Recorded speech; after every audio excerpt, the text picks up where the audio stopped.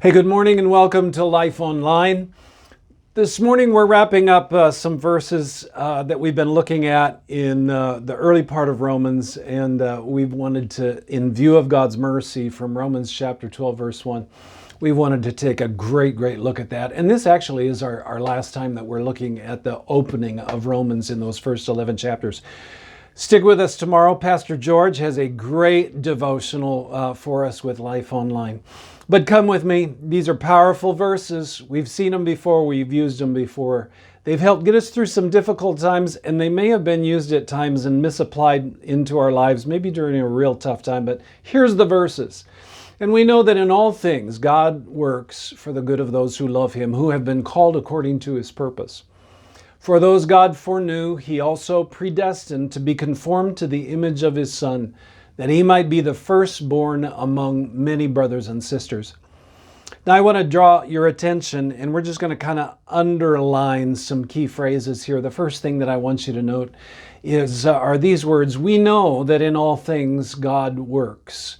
There's real confidence here that Apostle Paul speaks. There is just this bedrock faith that he's convinced and that he knows that God is always at work.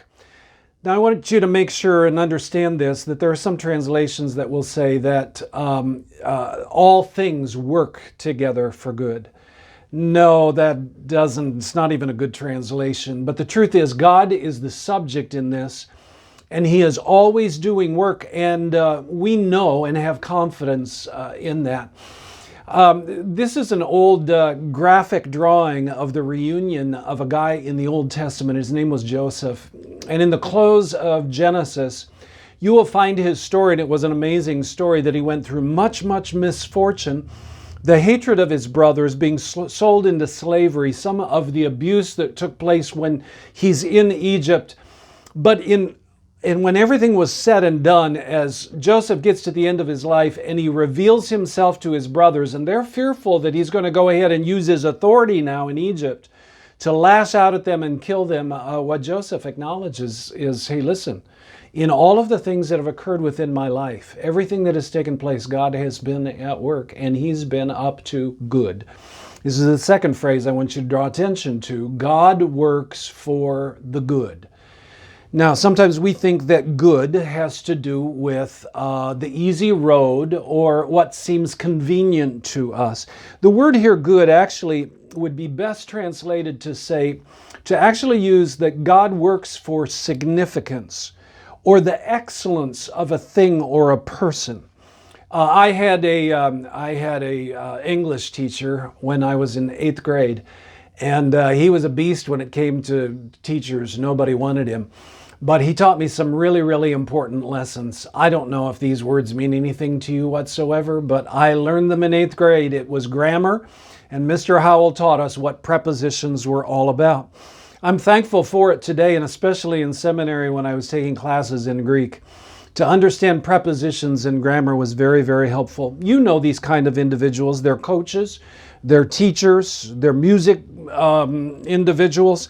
And what they do is they see the potential and the significance inside of students or athletes, and so they mine out what is valuable. And by the way, that's what God is doing. He's working things for our good. Catch this next phrase.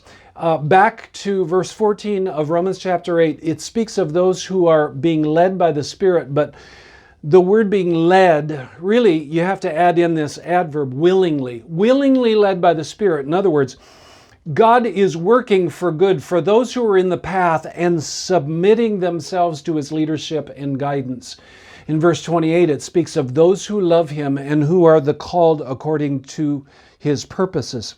So we yield to the Spirit, and He guides us in the path of walking with Him through His Word, but also through the promptings of the Spirit. We're not under bondage to law. We're not afraid to act. We have liberty, but we use that liberty and our freedom to go ahead and follow hard after Christ. And then there's one more phrase that it's important for us to pay attention to. God is at work in all things. God works for the good of those who love Him, called according to His purpose. But in verse 29, it talks about He's accomplishing taking us as followers of Jesus, and where we're being conformed to the image of His Son.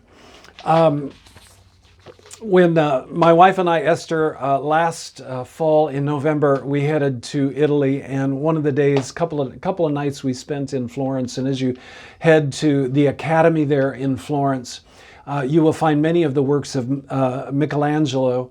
And these are a couple of what are merely termed prisoners. Sometimes they're called captives, but the idea is that Michelangelo was one who would look at the hunk of granite marble, and he would begin to chisel away everything that he didn't see the work of art, but clearly he had an eye for art. And these are ones that he was carving out of the stone. I believe there's a God who looks at us like that. And this is the key, that the Father looks upon us, and as we followed after Jesus, the work of good that He's up to in every single one of our lives is to conform us to the image of His Son. He wants to make us to look like Jesus. Works of art, works of love, masterpieces, to be conformed to the image of His Son. There is no higher good than for us to be like Jesus.